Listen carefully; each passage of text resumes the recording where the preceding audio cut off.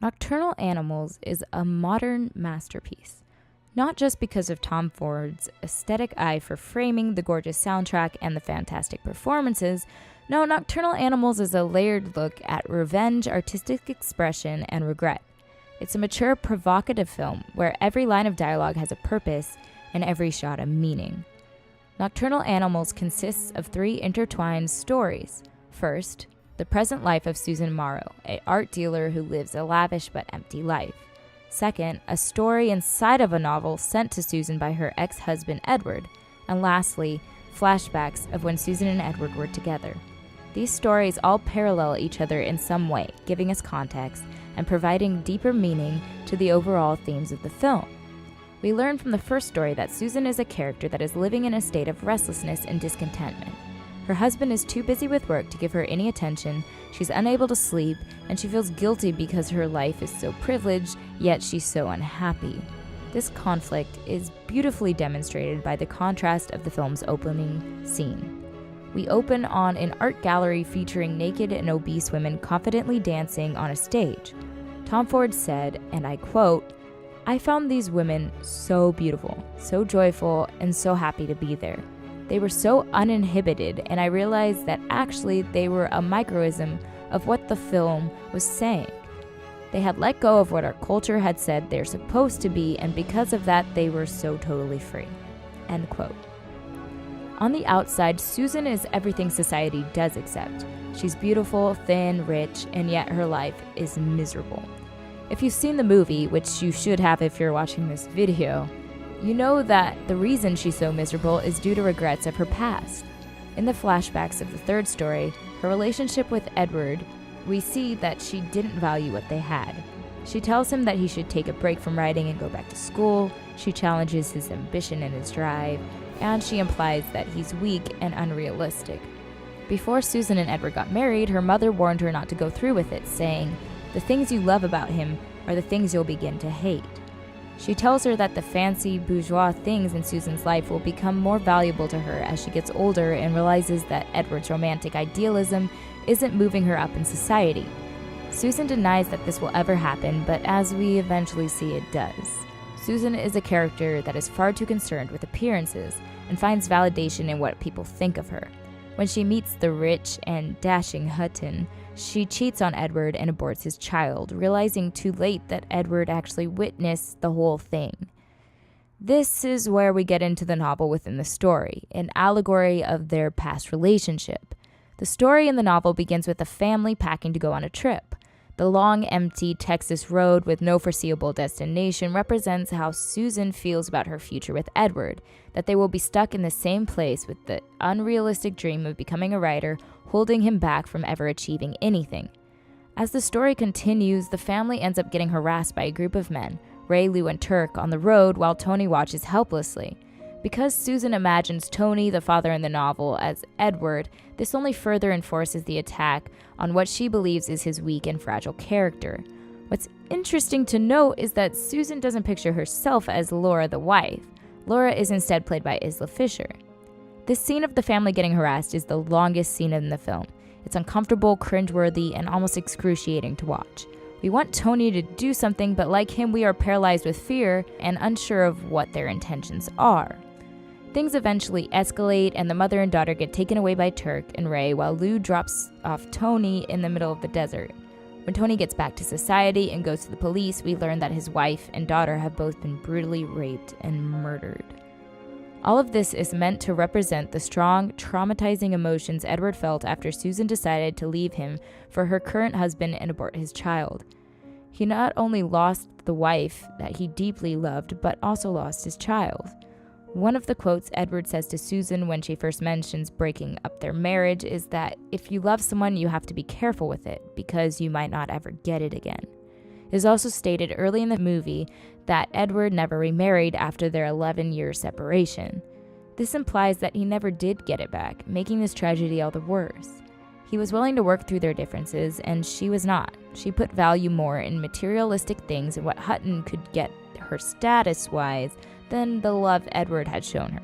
Meanwhile, the character Tony in the novel tries to bring his wife and daughter's killer/rapist to justice with the help of Bobby Andes. Bobby is a cop diagnosed with lung cancer, willing to do whatever it takes to make sure Ray, Lou, and Turk get what they deserve, even if it means going against what is morally right. I believe this character parallels the hypermasculinity Edward is constantly compared with by Susan's mother and eventually Susan herself. He is described as a fragile and sensitive person. He doesn't get upset, for example, when he finds out that Susan's brother was gay and had a crush on him.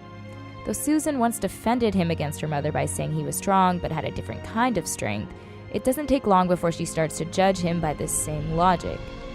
There is a lot that can be said about the differences between the masculinity of Bobby and the masculinity of Tony in the novel. Tony's character is empathetic and soft-spoken. He always tries to figure out why people act and do what they do. His main motivations for catching Ray is to know what his wife and daughter felt in these last moments. He wants him to see how unnecessary their deaths were and how they wrecked his life completely. He doesn't understand Ray's callousness to the pain of others and his ability to so flippantly laugh off serious topics such as rape and murder. Bobby, on the other hand, is a little less naive about people like Ray.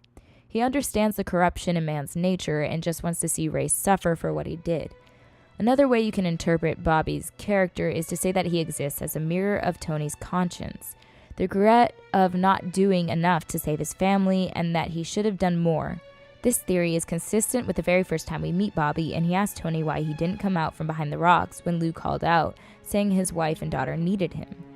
As the film goes on, though, we begin to see that this traumatic highway event shapes Tony's character, and how the traits he shares with Edward begin to slowly disappear and morph into traits seen in Bobby. The story continues with Bobby and Tony tracking down Ray and Lou, and trying to intimidate them into a confession. The two men attempt an escape, and Lou gets shot in the process while Ray goes off on his own. Tony finds him later and confronts him. It is at that moment that Ray admits to the rape and calls Tony weak for not having the nerve to actually shoot him. I think this is where the audience begins to realize that Ray represents Susan. It's why she sees herself in the baby monitor when she's looking at Willow. It's why at the end of the film, when they are going to meet up, she's wearing a green dress that is the same shade as Ray's boots throughout the film. It's why they use the same car Ray drives as the vehicle Edward discovers Hutton and Susan in after she has her abortion. It's why the red couch Ray dumps the bodies of Laura and India on is also the couch in the flashback where Susan is critiquing Edward's work. The novel ends with Tony killing Ray but getting hit in the head with an iron bar in the process. When he wakes up, he staggers outside and fatally falls on his gun. Tony's last action of actually serving justice shows that he has finally become more like Bobby, killing himself in the process. He sacrificed empathy, compassion, and sensitivity for revenge, hatred, and violence. But whatever satisfaction comes with this revenge tale, it is only something you can get away with in a film or a novel. In real life, revenge looks a lot different and usually a lot more passive-aggressive. In Nocturnal Animals, Edward chooses to take revenge on Susan through artistic expression. It's Edward's way of coping with deep feelings of betrayal, loss, and sadness, all while exposing Susan. It is through this novel that Edward does three things. 1, he proves that he could write a good novel despite Susan's doubt in him and lack of support. A novel that literally cuts her the moment she receives it. 2, the effect Susan's selfish choices had on him as a person and their child. And 3, how expressing all of this, he's now able to move on and get over her. That is exactly what makes the film's ending so great. Edward makes Susan think that he's trying to rekindle some kind of relationship with her, that they still might have a chance to be together after everything she's done. He makes her realize that she's made a mistake in leaving him and that the riches she's accumulated didn't make her happy or fulfilled. Susan even takes off her wedding ring before meeting him. Then we have the final blow. He stands her up. The film ends showing us her sad blue eyes, the same sad eyes Edward compared to her mother in the beginning of the film. She has become the person she once hated. Both Susan and Edward are dealing with emotions that are overwhelming and painful, whether it be loss and sadness or regret and despair. The difference is that while Edward can write about his feelings and then be able to move on, Susan simply wallows. She tells Edward that she's too cynical to be an artist and that artists draw from a place she doesn't quite have within herself.